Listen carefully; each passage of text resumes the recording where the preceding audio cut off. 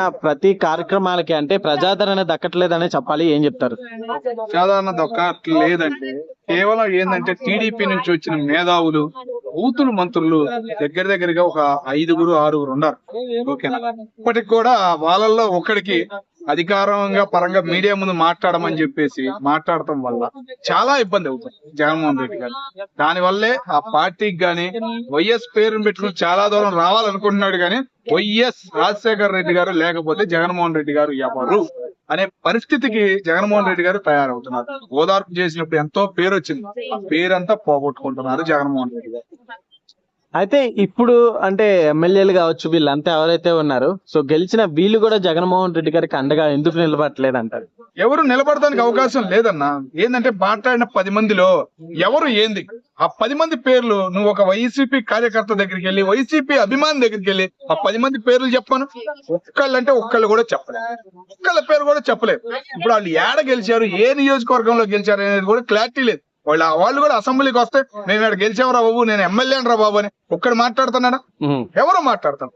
ధర్మవరం అని ఉన్నాడు, ఏది కొండలో నెలల్లో గుడి కట్టేశాడు, ఇల్లు అయిపోయాడు, ఏం మాట్లాడడానికి లేకుండా పోయింది. మాట్లాడే మేధావులు అందరూ ఏదో ఒకటి తప్పు చేసి అడ్డంగా దొరికిపోయి బూతుల పరంగా ఏమి చేయలేని పరిస్థితుల్లో ఉండి మీడియాకు వచ్చి ముందు మాట్లాడే అధికారాన్ని కూడా కోల్పోయారు. వాళ్ళకి రేపు సీట్లు ఇస్తారో లేదో కూడా జగన్మోహన్ రెడ్డి గారు గ్యారంటీ లేని పరిస్థితుల్లో ఉన్నారు వాళ్ళు. కేతిరెడ్డి గారు రీసెంట్ గా వచ్చి కొన్ని వ్యాఖ్యలు వ్యాఖ్యానించారు కదా, సో వాటి గురించి ఏం చెప్తారు? ఏదో పొగడాలని చెప్పేసి నేను ఉండాను అంటానికి తప్ప ఏమీ లేదు. మళ్ళీ గుడ్ మార్నింగ్ షో స్టార్ట్ చేశారు కదా, దాని మీద మీ ఒపీనియన్ ఏంటి? బాగానే తగులుతుంది అయ్యా. నువ్వు గుడ్ మార్నింగ్ అని తిరిగావు, ఇప్పుడు గుడ్డుగా ఉందయ్యా, నీకు మళ్ళీ మార్నింగ్ లేదయ్యా. మార్నింగ్ వచ్చిన కానీ నీ మార్నింగ్ కొండలు నిన్ననేవాళ్ళం. ఇప్పుడు జనంలో అభిప్రాయాలు కూడా తెలుసుకుంటున్నాడు, ఆయన కూడా చాలా హ్యాపీగా ఫీల్ అవుతున్నాడు. అదేంటంటే మొత్తం చంద్రబాబు నాయుడు మీద కాకుండా పవన్ కళ్యాణ్ గారి మీద నేడదామని చూస్తున్నాడు.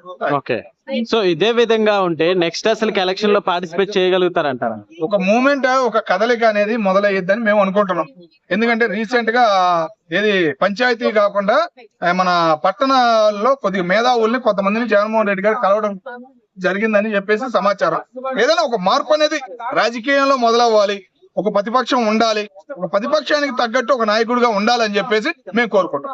ఓటర్లు స్టాండర్డ్ గా ఉంటారంటారు అప్పటి వరకు? మరి అన్న, ఓటర్లు అనే మాటకి ఇప్పుడున్న పదానికి లేదన్నా. ఏంటంటే జగన్మోహన్ రెడ్డి గారికి ఒకటి మైనస్. ఇప్పటికైనా ఆయన మారాలి.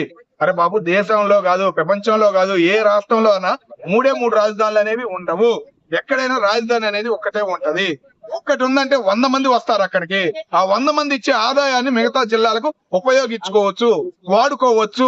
మన ఆదాయం కనపడిందంటే ఎవరిని అడుక్కునే పరిస్థితి మనకు ఉండదు. ఆ అడుక్కునే పరిస్థితి రాకుండా ఉండాలంటే నువ్వు ముందు ఆ 3 రాజధానులు అనే మాట వదిలేసేసి నువ్వు మళ్ళీ ఆంధ్ర రాష్ట్రంలో గెలవాలి, నేను మళ్ళీ ముఖ్యమంత్రి అవ్వాలి అనే ఆశ నీకుంటే ఆ 3 రాజధానులు అనే మాట వదిలేస్తేనే జగన్మోహన్ రెడ్డి గారికి ముమ్మాటికి ఉంటుంది. Okay brother, thanks. ఓకే అన్న, థ్యాంక్స్.